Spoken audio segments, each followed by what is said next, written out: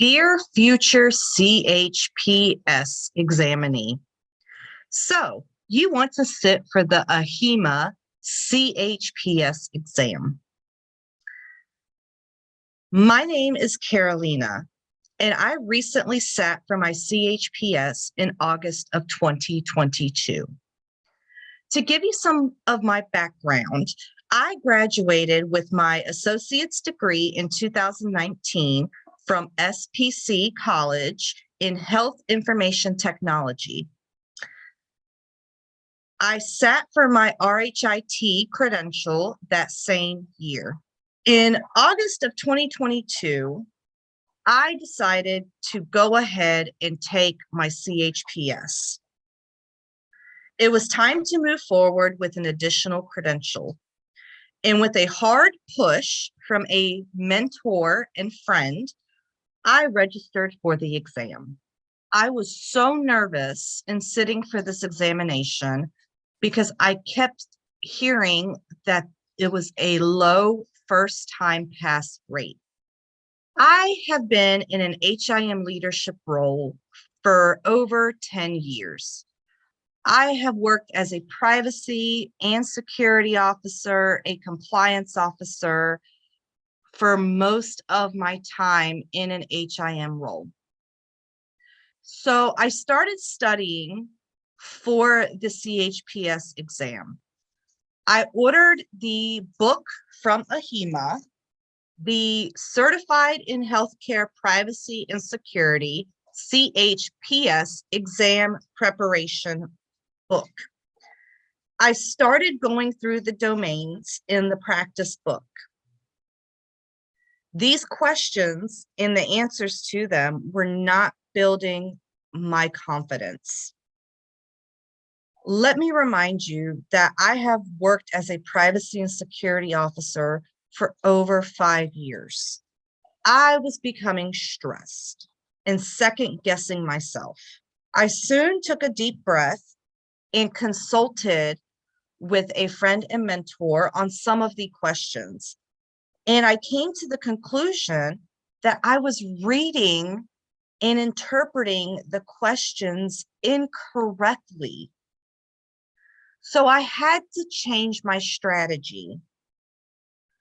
If you have recently sat for any other examination, you know it is very important to pick out key words in the exam and use the process of elimination.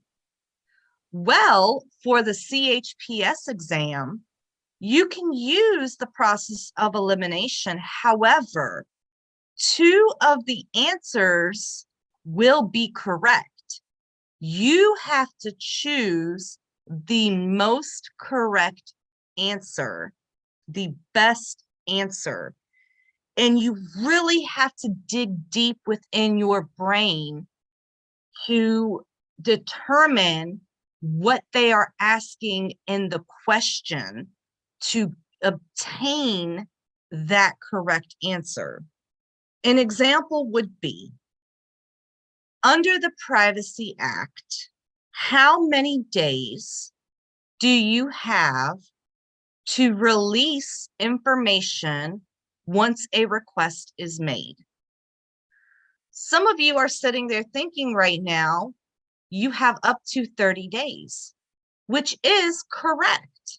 However, you do have up to 30 days, and you can request an extension of an additional 30 days, therefore totaling your total daytime amount to 60 days.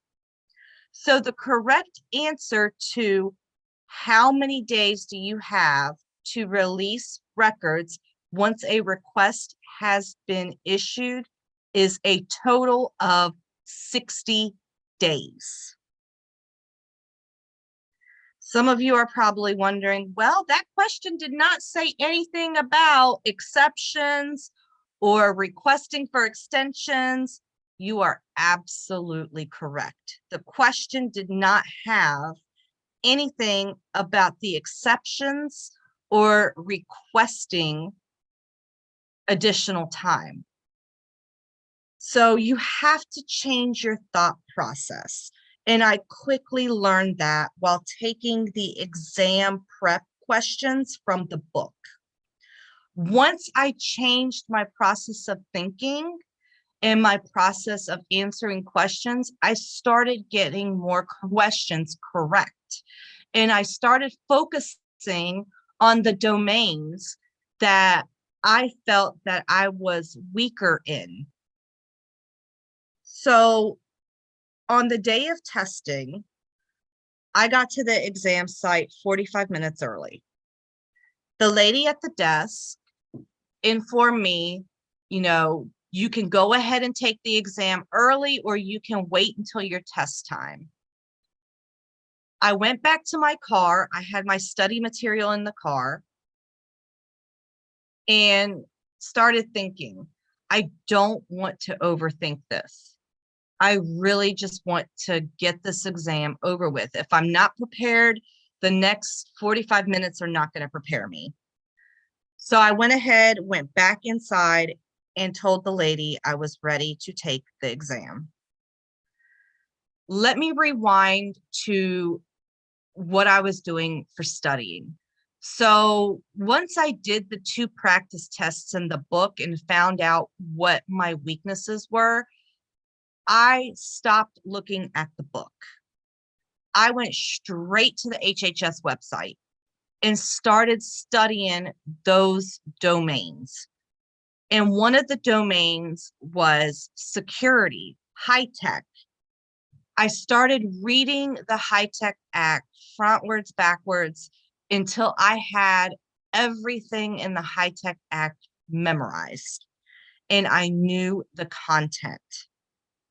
It's very important to know the content.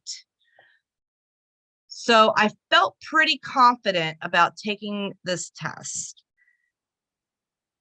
Sitting there reading the test questions on the day of exam, I realized I did not study the correct material. There were questions about high tech, there were questions about security, but it was nothing that I studied. So I was relying on the experience that I had. And one of the domains that I felt confident in that I really did not study was the risk assessment and breach notification, because that's what I do every day at work. However, the questions wanted to know, what is the first step in the risk assessment? What is the 5th step in the risk assessment? I was sitting there sweating bullets going, I know what I do for a risk assessment, but can I tell you what the steps are in order? I was sitting there writing down on my little whiteboard everything I could remember that I do in a risk assessment and trying to match those questions, those answers to the question. I was stressed. And a lot of the questions were for the security were about proper destruction of microfilms. Who uses microfilms? So I was having to really, really dig deep in my brain and, use process of elimination and remember what the proper steps were, what the proper methods were. And I was sitting there thinking, there's no way I passed. And when I finished taking the test and the lady gave me my printout, I was shocked. I passed first attempt. So here are my tips for you.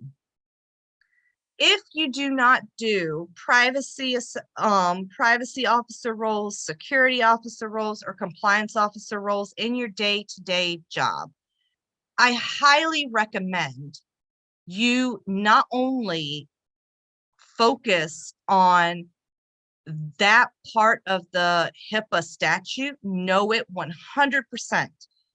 If the question asks about the fines and penalties for certain scenarios, you need to know what those fines and penalties are.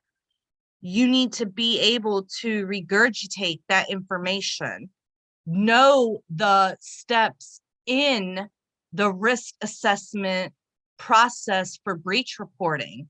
You need to know step 1 through step 10. You need to know the order. You need to know what each step pertains, because the question's not going to say step 2. It's just going to say, once you have completed XYZ, what is the next step in the process? So know the risk assessment process. Make sure that you know and can define the process for evaluating security safeguards, understanding media control practices for receipt or removal, reuse, disposal, internal and external destruction of different forms of medium, paper, computer, USB, server, the difference between different encryption methods, tokens versus username versus passwords. You need to make sure you are familiar with all aspects of security. Cable locks, keypads, security systems, alarms, and how to reduce incidental disclosures. So you need to know all of that. Make sure you know the difference between an authorized disclosure and intentional, unintentional, incidental. Make sure you know the difference between all of those. Make sure you know law enforcement procedures for what they can and cannot obtain, what the difference between unsecured, undefined, safeguarded, and secure is.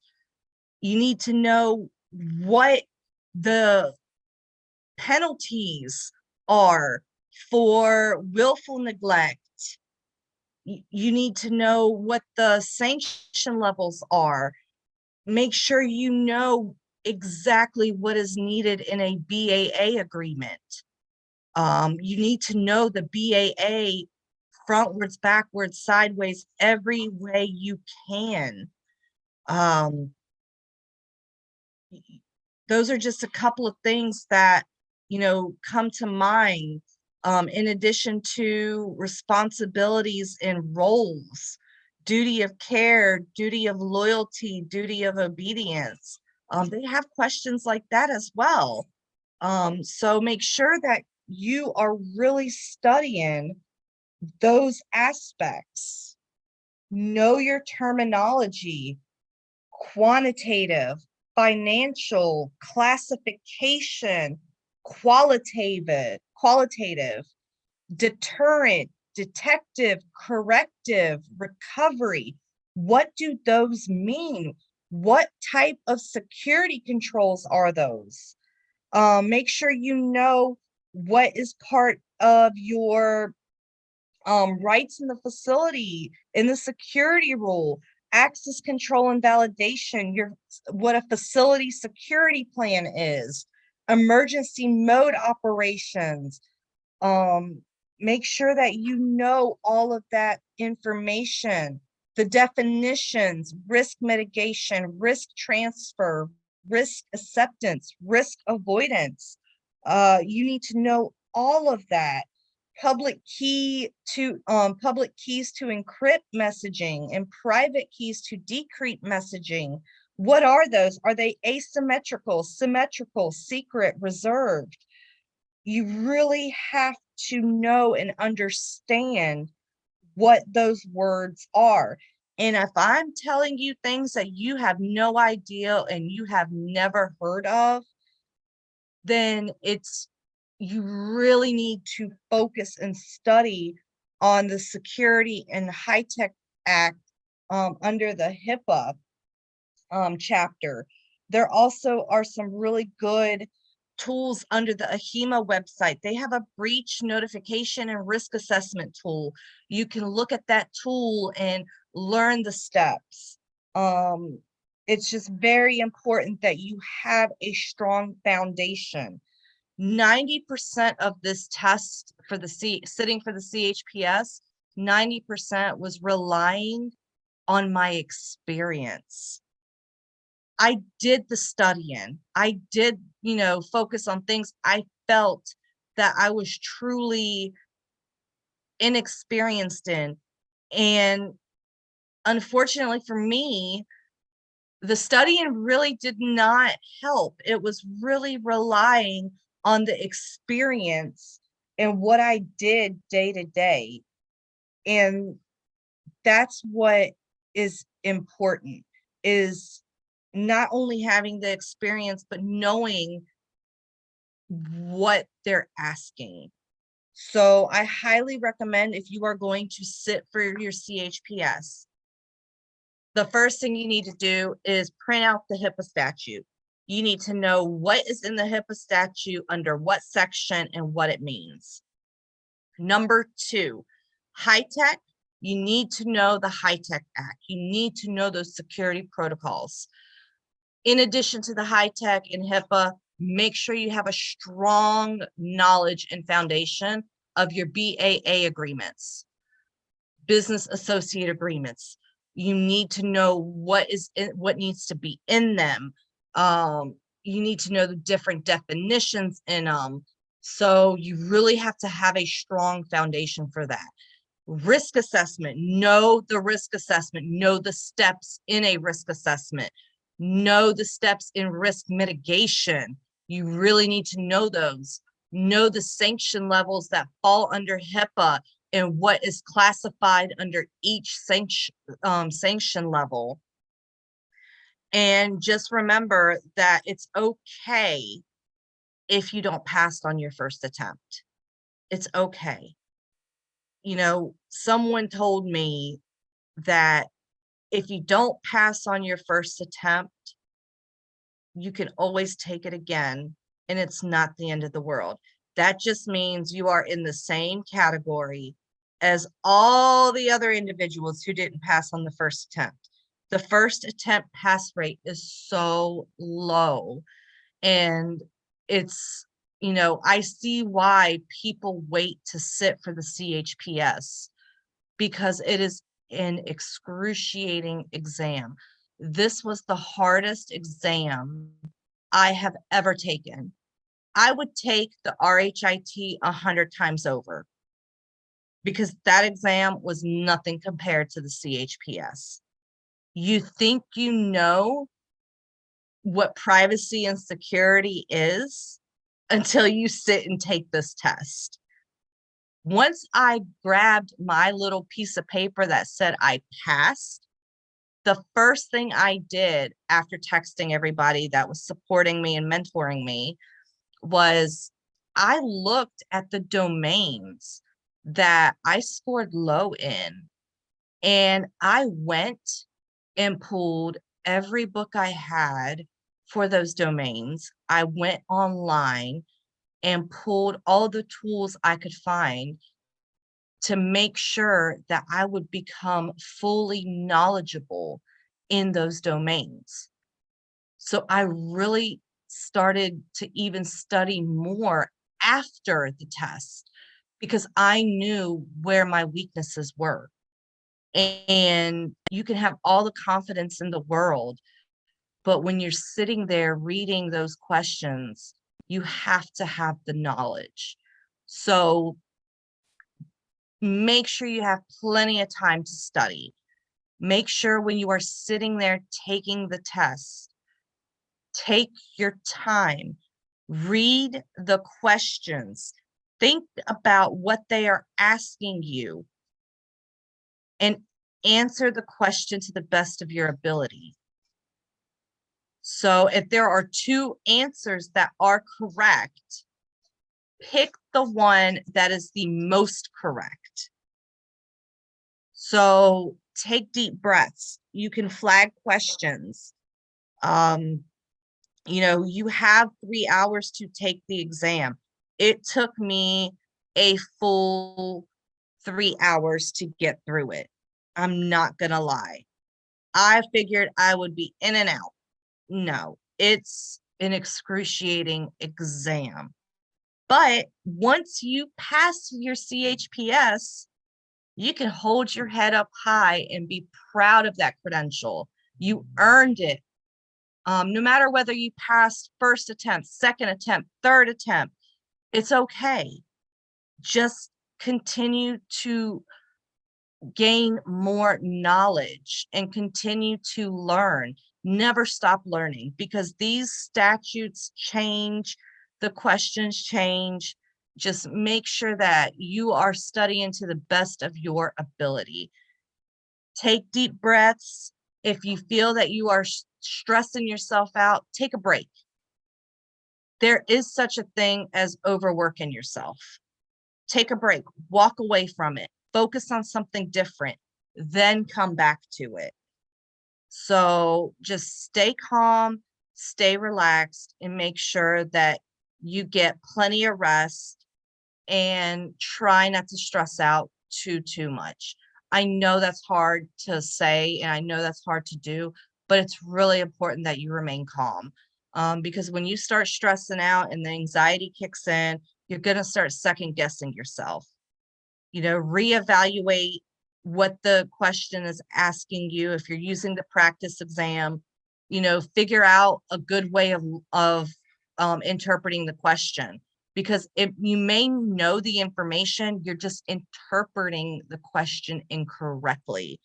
So you might have to change your test taking strategies, and that's okay.